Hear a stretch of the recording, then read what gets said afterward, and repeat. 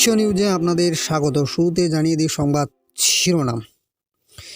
বিরোধের মধ্যে কলম্বিয়ার পেট্রোর সঙ্গে প্রথমবার ফোনে কথা বললেন ডোনাল্ড ট্রাম্প এবং তাকে হোয়াইট হাউসে আমন্ত্রণ জানালেন।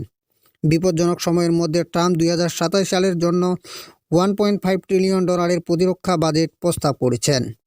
স্প্যানিশ প্রধানমন্ত্রী ফিলিস্তিনের শান্তি বজায় রাখার জন্য সেনা পাঠাতে আগ্রহী। দুর্নীতি বিরোধী অভিযানে মালয়েশিয়ার সাবেক সেনাপ্রধান ও তার স্ত্রীকে আটক করা হয়েছে। এবার বিস্তারিত।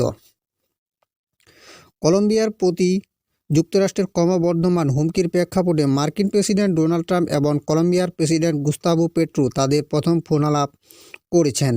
ট্রাম্প প্রকাশ্যে এই ইঙ্গিত দেওয়ার পর উত্তেজনা বেড়ে যায় যে ভেনেজুয়েলায় পরিচালিত অভিযানের মতো কলম্বিয়াতেও একটি মার্কিন অভিযান চালানো একটি ভালো ধারণা হবে এবং তিনি সতর্ক করে দেন যে পেট্রো বেশি দিন ক্ষমতায় থাকতে পারবে না।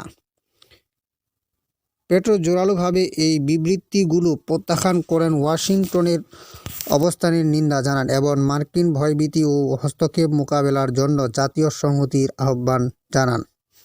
ফোনালাপের পর ট্রাম্প বলেন, পেট্রোর সাথে কথা বলাটা একটি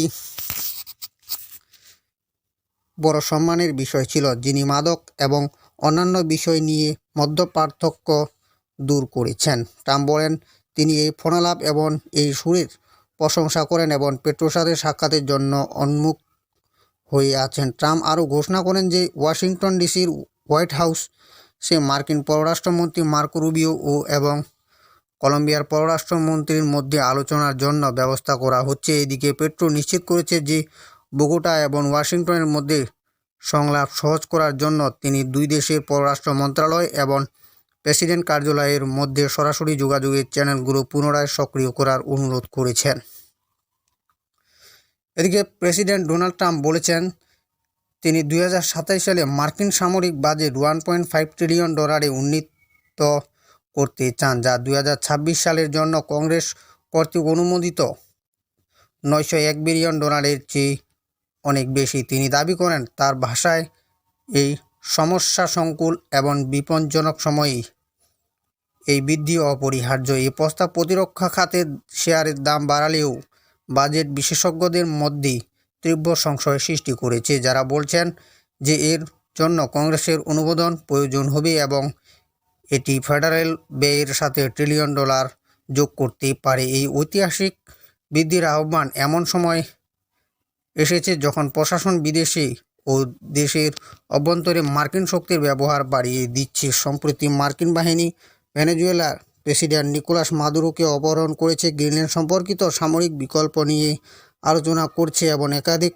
আমেরিকান শহরে পুলিশি কার্যক্রমের জন্য সেনা মোতায়েন করেছে। ট্রাম্প প্রতিরক্ষা ঠিকাদারদের বিরুদ্ধেও ক্ষোভ প্রকাশ করেছেন, তাদের বিরুদ্ধে অস্ত্রের ধীর উৎপাদনের অভিযোগ এনেছেন এবং উৎপাদন ত্বরান্বিত না হওয়া পর্যন্ত লভ্যাংশ ও শেয়ার বাইব্যাক বন্ধ করে দেওয়ার হুমকি দিয়েছেন। ট্রাম্প দাবি করেছেন যে এই বিপুল ব্যয় ব্যাপক শুল্ক আরোপের মাধ্যমে অর্থায়ন করা হবে। একই সাথে ঋণ কমানো হবে এবং মধ্যম আয়ের আমেরিকানদের লভ্যাংশের চেক দেওয়া হবে। কিন্তু পর্যবেক্ষকরা অনুমান করেছে যে এই প্রকল্পনাটি 2035 সাল পর্যন্ত প্রায় $5 ট্রিলিয়ন খরচ করতে পারে এবং সুদসহ ঋণের পরিমাণ $5.8 ট্রিলিয়ন বাড়িয়ে দেবে, যেখানে 2025 সালের শুল্ক থেকে রাজস্ব আসবে প্রায় $288 বিলিয়ন, যা ট্রাম্পের নিজের অনুমোদনের চেয়ে অনেক কম। এটি এই পরিকল্পনার কার্যকারিতা এবং উদ্দেশ্য নিয়ে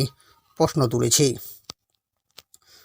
ওদিকে স্পেনের প্রধানমন্ত্রী পেদ্রো সানচেজ বৃহস্পতিবার বলেছে সুযোগ পেলে তিনি শান্তিরক্ষার জন্য ফিলিস্তিনের সেনা মোতায়েন করতে প্রস্তুত। মাদ্রিদে স্প্যানিশ রাষ্ট্রদূতদের এক সমাবেশে তিনি বলেন, যখনই সুযোগ আসবে আমি পার্লামেন্টে প্রস্তাব দেব যে আমরা ফিলিস্তিনি শান্তিরক্ষী সেনা পাঠাই। যখন আমরা দেখতে পাব যে এই শান্তি স্থাপনের কাজটি কিভাবে এগিয়ে নিয়ে যাওয়া হচ্ছে, অবশ্যই আমরা ফিলিস্তিন এবং গাজা উপত্যকার কথা ভুলে যাইনি। ফিলিস্তিনি আশা পুনর্নির্মাণের জন্য স্পেনকে সক্রিয়ভাবে অংশগ্রহণ করতে হবে। সেখানকার পরিস্থিতি এখনই অসহনীয়। সানচেজ ইউক্রেনের শান্তিরক্ষী বাহিনী পাঠানোর বিষয়েও তার সমর্থনের কথা পুনর্ব্যক্ত করেছেন। স্প্যানিশ সরকার যারা 2024 সালে ফিলিস্তিনি রাষ্ট্রকে স্বীকৃতি দিয়েছে, তারা 7ই অক্টোবর 2023-এ দক্ষিণ ইসরায়েলের হামাসের হামলার পর গাজার ইসরায়েলের অভিযানের ইউরোপের অন্যতম সোচ্চার সমালোচক। গত বছরের শেষে সানচেজ মাদ্রিদে ফিলিস্তিনি কর্তৃপক্ষের প্রেসিডেন্ট মাহমুদ আব্বাসের সাথে এক বৈঠকে ফিলিস্তিনের নাটকীয় পরিস্থিতি সম্পর্কে সচেতনতা বাড়ানোর আহ্বান জানিয়েছে। মালয়েশিয়ার কর্তৃপক্ষ সেনাবাহিনীর ক্রয় সংক্রান্ত কথিত অনিয়মের বিষয়ে চলমান তদন্তের অংশ হিসেবে একজন সাবেক সেনাপ্রধান এবং তার 2 স্ত্রীকে আটক করে হয়েছে। মালয়েশিয়ার দুর্নীতি দমন কমিশন জানিয়েছে, দুর্নীতির তদন্তের সহায়তায় জন্য বুধবার আটক 5 জনের মধ্যে এই 3 জনও ছিলেন। বার্নামা জানিয়েছে, পরদিন সকালে তাদের পুত্রজায়া ম্যাজিস্ট্রেট আদালতে হাজির করা হয়, যেখানে আদালত সাবেক সেনাপ্রধানের জন্য 7 দিনের এবং তার স্ত্রীদের জন্য যথাক্রমে 6 ও 3 দিনের রিমান্ড মঞ্জুর করেন। রাষ্ট্রীয় সংবাদ সংস্থাটি MACC প্রধান কমিশনার আজম বাকির বরাত দিয়ে জানিয়েছে, কমিশন তদন্তের সাথে সম্পর্কিত 24 লাখ রিঙ্গিত নগদ অর্থও জব্দ করেছে। তিনি বলেন, এই মামলার সাথে জড়িত একজন বেসামরিক ব্যক্তি 2টি বাসস্থানের মধ্যে এই অর্থ স্থানান্তর করেছিলেন। বার্নামা এর আগে আজমের বরাত দিয়ে জানিয়েছিলেন, MACC 2023 সাল থেকে 2025 পর্যন্ত সেনাবাহিনীর ক্রয় প্রকল্পগুলিতে কথিত অনিয়মের বিষয়ে একটি তদন্ত শুরু করেছে। প্রতিবেদনে বলা হয়েছে, সেই তদন্ত 23 ডিসেম্বর শুরু হয়েছিল। প্রতিবেদনে বলা হয়েছে, একটি প্রাথমিক পর্যালোচনা দেখা গেছে যে বেশ কয়েকটি কোম্পানি বারবার উচ্চ মূল্যের সেনাবাহিনীর চুক্তি পেয়েছে, তবে তথ্যের উৎস উল্লেখ করা হয়নি। এদিকে তুরস্ক ও সৌদি আরবের নৌবাহিনীর মধ্যে প্রথম সহযোগিতা ও সমন্বয় সভাটি উভয় পক্ষের প্রতিনিধি দলের অংশগ্রহণে রাজকীয় আঙ্কারা নৌবাহিনী কমান্ড সদর দপ্তরে অনুষ্ঠিত হয়েছে।